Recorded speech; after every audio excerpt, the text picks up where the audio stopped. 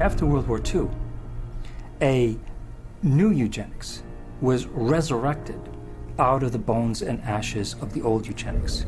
The eugenics movement has been at the forefront to establish a new scientific racism that justifies oppression and exploitation and racism. In fact, racism is inseparable from the roots of psychiatry. The entire history of psychiatry, beginning with scientific conclusions that were made in the 1830s, was an effort to prove the intellectual inferiority of African Americans. Benjamin Rush is the father of modern psychiatry. And he is the one that gave us the term nigritude. He said that all blacks have inherited this disease. And this particular disease, it caused them to be inferior. In addition to that, it was the reason why it was very important that blacks remained segregated and separate from whites so that whites did not inherit this disease. Asserting that negritude was a form of leprosy, Rush justified segregation as a medical necessity. And that became an argument to continue slavery. The fact that you have brutalized a whole group of people had nothing to do with that. It had everything to do with some genetic link, and that basically you were just a diseased person. So when a slave master wanted to get rid of a recalcitrant slave, they could just say, oh, well, they're suffering from this disease. Drapetomania, that is the name of the mental disorder that was contrived by Samuel Cartwright, who said that blacks have a mental disorder if they had a desire to run away from slavery. Running away became such a common problem that psychiatrists attempted to give that a disease. He says, but that's a cure for that. And the question was, well, what's the cure for that? Frequent whippings, frequent whippings. You'd be surprised how that disease clears up when the lash is put in place of their excuses. After slavery was abolished, psychiatric racism not only persisted, it intensified. The American Journal of Psychiatry officially proclaimed that Negroes, as descendants of savages and cannibals, were ill-prepared for higher civilization, while their pseudo-science eugenics stepped up its racist activities. The World Health Organization issued a report declaring that psychiatry cultivated racism and that its camps had a parallel in the ownership and trading of slaves. During the 1960s civil rights protests in the United States, psychiatrists continued psychiatry's legacy of racism, claiming that black activism caused symptoms of violent schizophrenia, such as delusions, grandiosity, and dangerous, aggressive feelings. Он меня вызывает психиатра на утро. According to Soviet psychiatrists, they all suffered from inflexibility of convictions, a symptom of a new disorder, sluggish schizophrenia. Вот когда добьешь все, тогда я заем. Так до конца пей. Я не буду с ним. Ребята, ну заставьте его. Psychiatrists demand the absolute right to determine what is best for the so-called mentally ill. After all, the mentally ill are crazy and unable to evaluate their own treatment.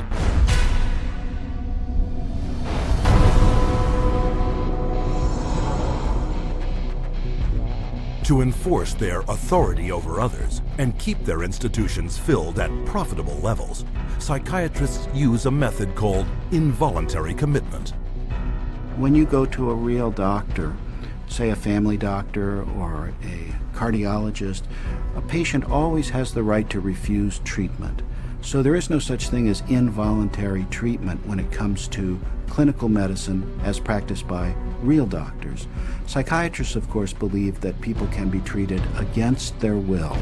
Again, the person has committed no crime and has no trial and is sent directly to a mental hospital, which is really a prison. How many people go to an insane asylum and say, please lock me up? Doctors don't lock up anybody. Psychiatrists lock you up. Even children can be taken from their parents with little legal recourse. They just invaded our home. They came in with officers. Our kids were scared. You know, they come in with pieces of paper and say, you're giving us your kids. And it's like, You know, how can they just come in and do that? She said, you could be arrested for medical neglect. And I said, but how was that when, you know, this is my child? And I see that he doesn't need that much medication. Why would you threaten me with something like that? At 10 p.m., 2 policemen and 2 social workers came to my house and took all 4 of my kids away. Once committed to psychiatric hospitals, patients are drugged and restrained. The more a person objects, the more this objection is construed as symptom of a mental illness. Involuntary commitment is a form of psychiatric slavery, where persons are treated as if they're property and they are deprived of liberty, and people are making money in the process. As long as we have involuntary mental hospitalization, psychiatry is a prison work. It's a crime against humanity. It is not medicine.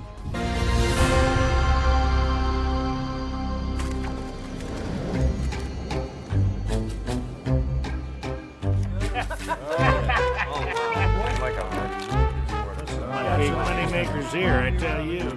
With schizophrenia.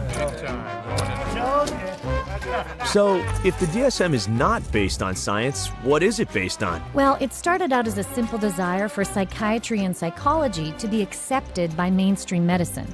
We psychologists have always desperately wanted to be accepted as a real science, as a true science.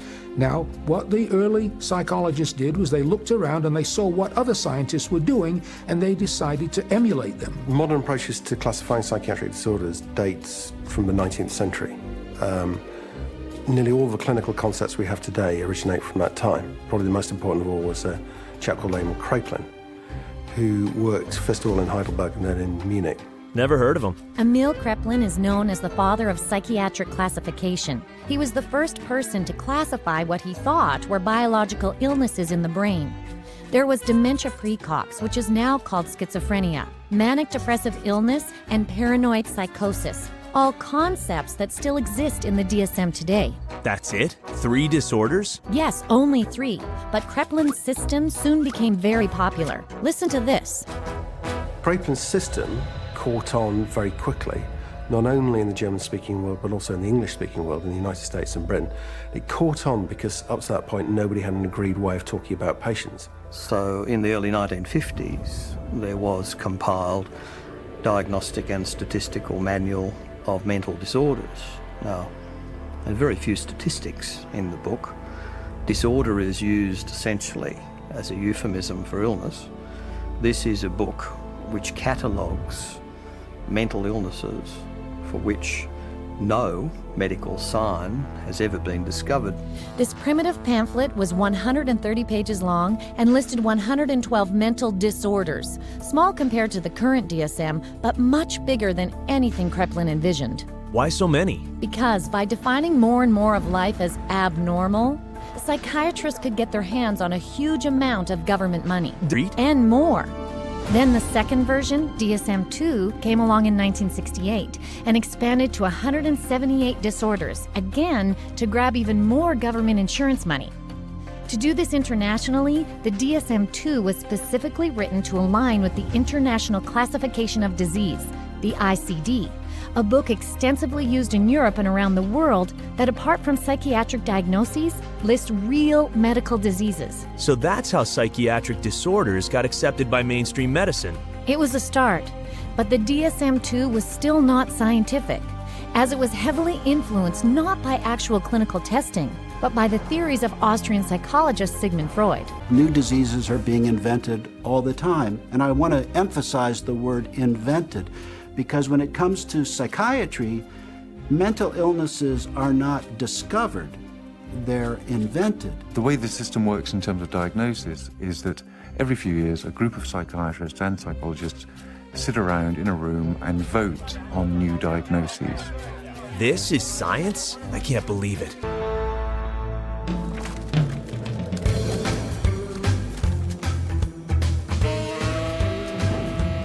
I thought psychiatrists wanted to be seen as doctors. You're right.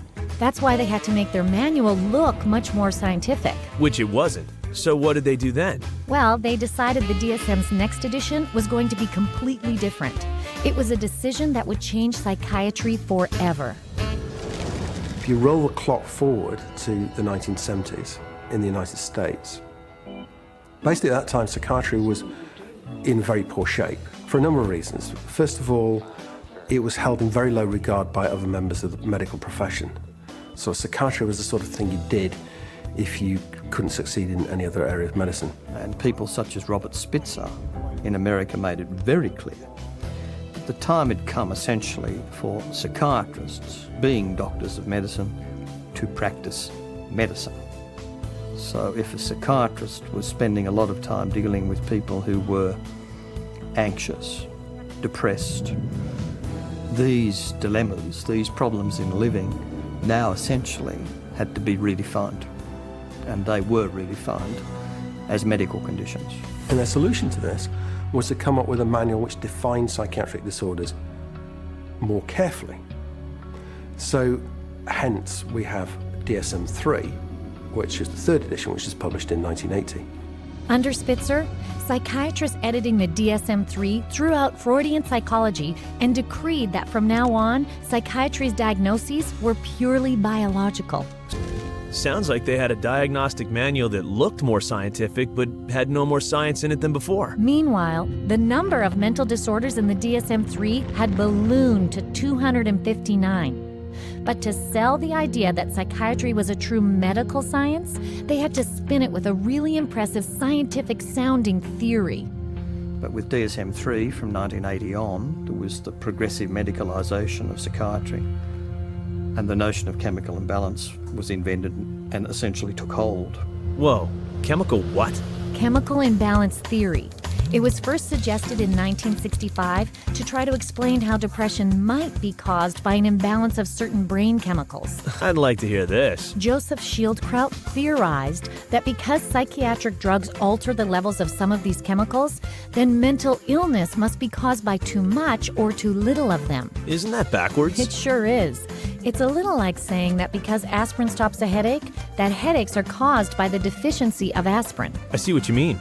But it was just convincing enough to give psychiatry and the DSM-3 the superficial aura of science. As Robert Spitzer put it, psychiatry felt now, gee, we're more scientific, we're part of medicine.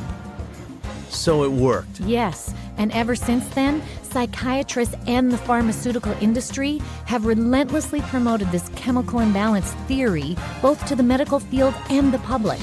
If you're one of the millions of people who live with uncontrollable worry, anxiety, and several of these symptoms for 6 months or more, you could be suffering from generalized anxiety disorder, and a chemical imbalance could be to blame. Pristique is thought to work by affecting the levels of two chemicals in the brain. It works to correct chemical imbalances in the brain, which may be related to symptoms of social anxiety disorder. Cymbalta works on serotonin and norepinephrine. Hundreds of thousands of patients have been prescribed Abilify. Ask your doctor. Ask your doctor. Talk to your doctor. Call your doctor. Ask your doctor about Cymbalta. Pristique is a key in helping to treat my depression. Ask your doctor about Pristique.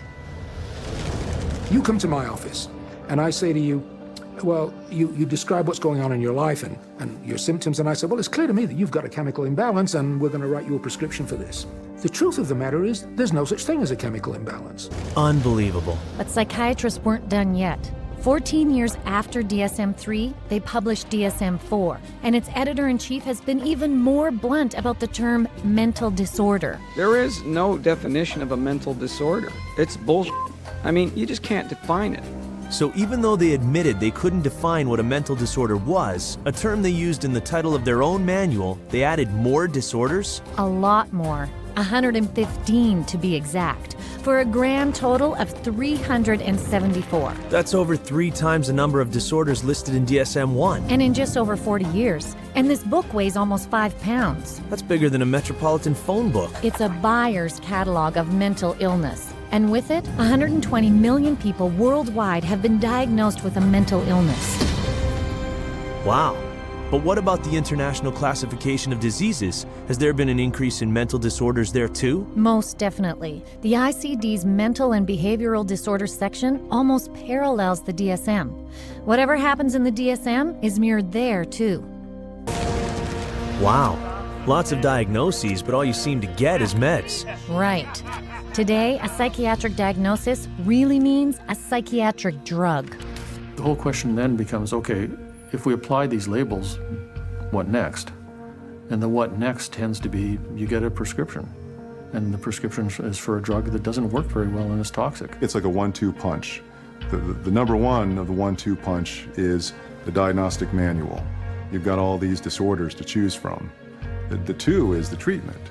So you've got the diagnostic manual in place, you've got a machinery in place, and then you've got this treatment that is there for the taking. For everything you can think of that might seem to be odd behavior, the psychiatry field has a name for it. And then for every name of every diagnosis you have, there's going to be pharmacology behind it, and they have a pill for it. Let me fan it out and pick a card, and there you go. Here's your label, and there's the drug that we'll give you to go along with that label. 98%, maybe 99% of people will get a diagnosis that justifies the use of a medication and also a follow-up appointment.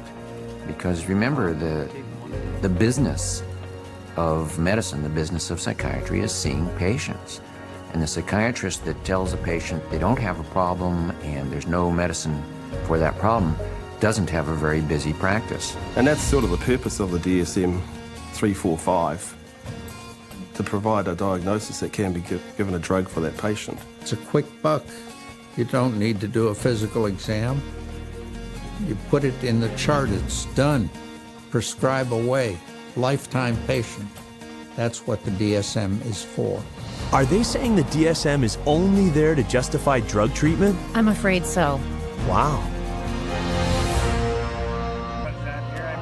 So if psychiatry's primary treatment is drugging, there must be a lot of drug prescribing out there. Absolutely. Did you know over 600 million scripts are written for psychiatric medications every year? Whew. But what about the patients who don't want drugs? Actually, the DSM has a category for that, too. It says V15.81, non-compliance with treatment. Now, this category can be used when the focus of clinical attention is non-compliance with an important aspect of treatment for a mental disorder or a general medical condition. If you refuse treatment, then you probably are mentally ill, ipso facto, by that fact alone. So if you don't do what a psychiatrist tells you to do, that's a mental disorder? That's right. That's downright scary. So why wouldn't they follow the treatment? Because the drugs psychiatrists prescribe can cause some very strong and severe physical reactions. You mean side effects? Well, not exactly. Drugs really don't have side effects. Drugs only have effects, and we arbitrarily differentiate those effects of the drug that we like, and we say these are the effects of the drug. And those that we don't like, those are the side effects. It's akin to saying that a bomb that comes down on a building kills people and destroys the building, and the military general says, oh, killing of the people is really a side effect. No, you cannot separate out the destroying of the building and the killing of the people. And so these are not side effects, these are direct effects of the drug creating disaster.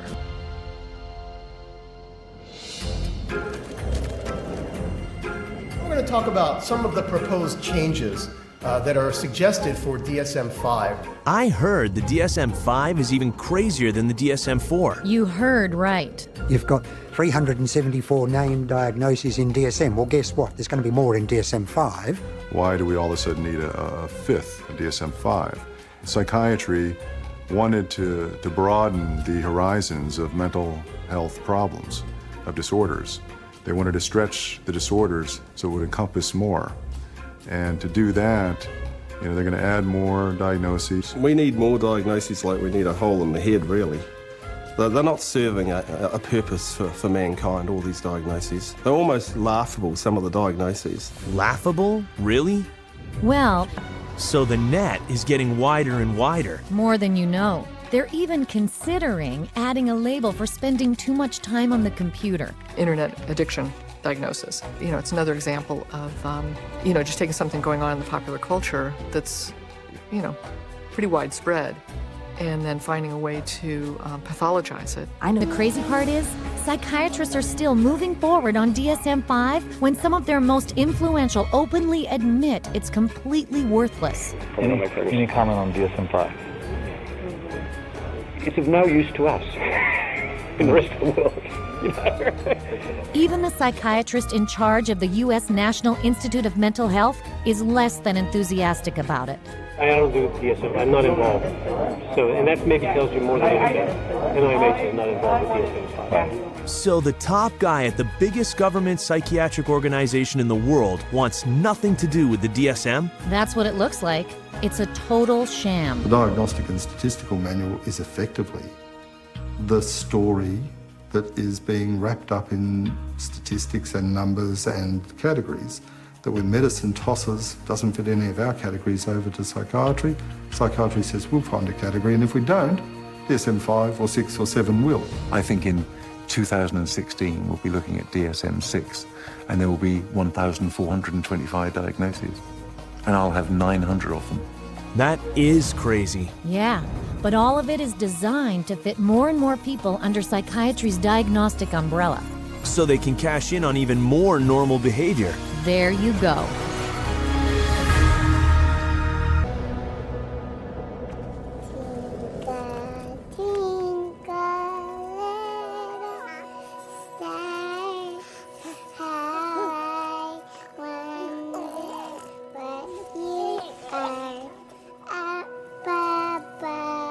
Oh no, not them too.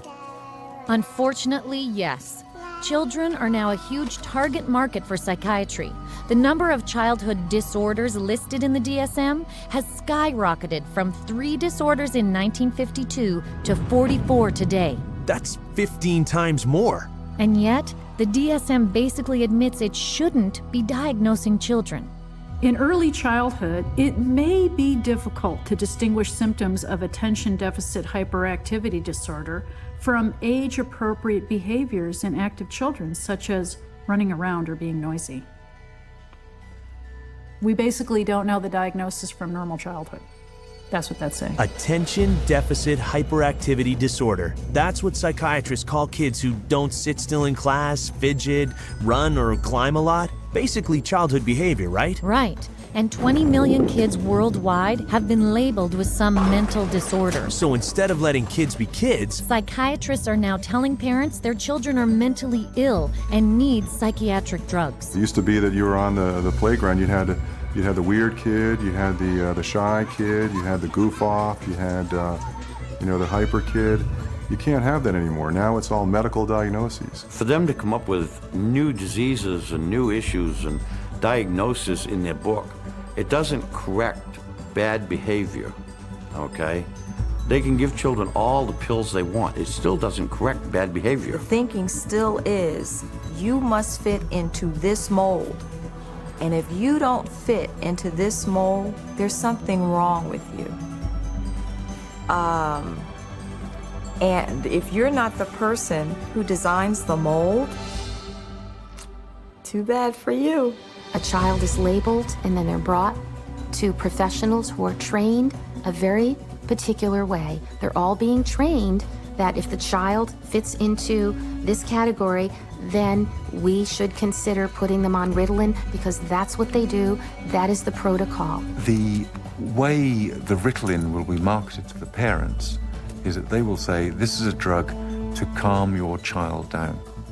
What they won't say is that methylphenidate is a form of speed.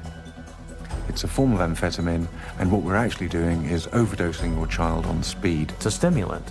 So naturally it's going to increase heart rate, increase blood pressure, and you put a kid out on a football field on a hot summer day, and his risk of having a cardiac event of some sort has just gone up.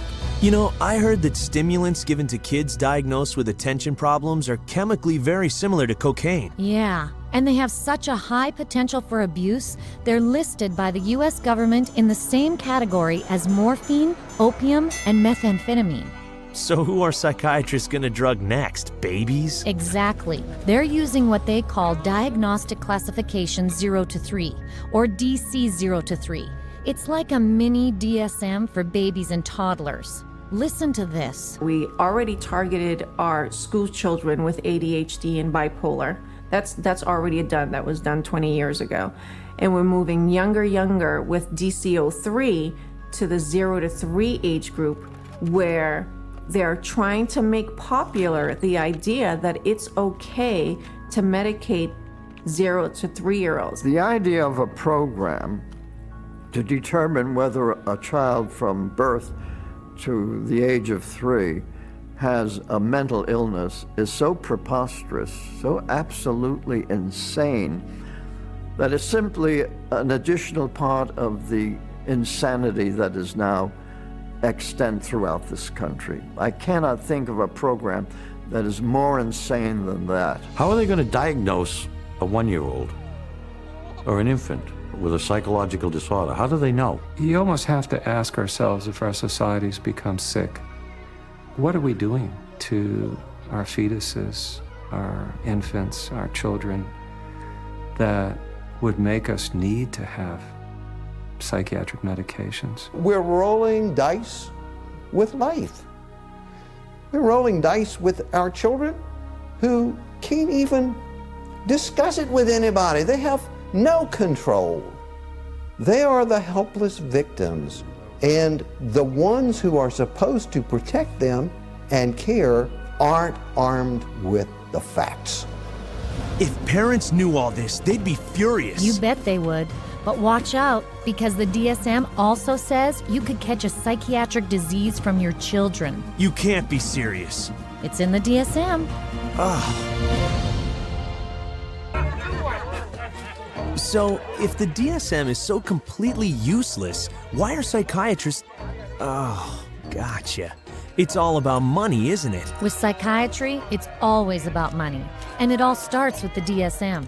As Robert Spitzer said, the American Psychiatric Association found out it could make a lot of money by selling it. They've made a tremendous amount of money. Every time they revise the DSM system, the American Psychiatric Association makes a hell of a lot of money. A hell of a lot of money? How much are we talking about? $6.5 million in sales a year. Whew. But it's not just selling the DSM that rakes in the profits. Psychiatrists and drug companies make money every time they use it to diagnose someone. You create disorders so that you can treat it with a drug. It's the ultimate money-making machine. How many people can we drug? How many labels can we put out there? How many people can we herd into these labels and feed them a drug so we can get richer, make more money? There's an inherent conflict of interest, and that conflict of interest is driven by the desire to make money. More money, more money, more money than one should expect. Huge money in the psychopharm business. If you really did the research on these diagnoses, you'd see that 90% of them or more don't exist. They're not valid. Then that's all of a sudden, all that reimbursement from the insurance companies disappears. So we have to cut the money cord, as well as cutting the DSM cord if we're ever going to really succeed stopping this juggernaut from continuing. And once again, it's follow the money. And you'll get your answer every time. This has been a big eye-opener. Let's see, there's no lab test for a so-called mental disorder, which psychiatrists can't even describe in their own manual. The chemical imbalance theory is totally bogus, and yet psychiatric drugs that supposedly balance your brain chemicals are being prescribed to people of every age. Yeah, to the tune of $84 billion a year, adding an overall increase of $10 billion to health premiums in the United States alone. And we are paying for all this through government taxes and higher insurance bills. That's right. The entire psychiatric industry uses the DSM to haul in $330 billion a year. That's $1/3 trillion. And growing. It's out of control. Well, the whole system is now a runaway train, but the DSM is the locomotive. And if you took the locomotive off, eventually the train would stop because there'd be nothing more pulling it. We're losing the concept of health. Everybody is sick and everybody's got a condition and everybody needs drugs. You're going to end up with a whole society that's going to basically have to be led around by the hand. But who's going to lead them around? Because they're drugging so many of them. In psychiatry, you know in your heart of hearts that you're not really diagnosing. You know in your heart of hearts that you can't really treat what you think might be wrong. And you also know that most of what you're dealing with in the DSM is unprovable and unreliable, not a predictable indicator. So what do you have then? Good question. I guess they got nothing. And people are being hurt. Yeah. You're very lucky to go through psychiatry and survive. It really is as simple as that.